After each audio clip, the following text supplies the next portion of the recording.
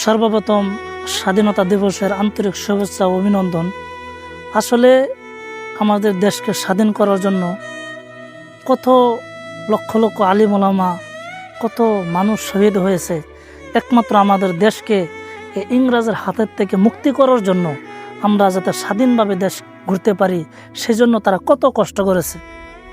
এই 1947 সনের 15 আগস্ট তারিখে দেশকে স্বাধীন করা হয়েছে।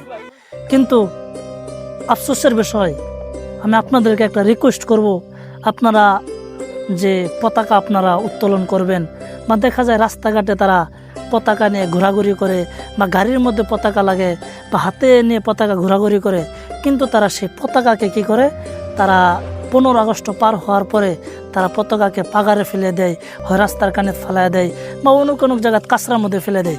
আপনাদেরকে রিকোয়েস্ট করব, আপনারা কখনো যাতে এই পতাকাকে অসম্মানী করবেন না, কখনো এই পতাকাকে আপনি ফালিয়ে দেবেন না। এটা আপনাদেরকে রিকোয়েস্ট, আপনার এই কথাটা মানবেন ইনশাল্লাহ।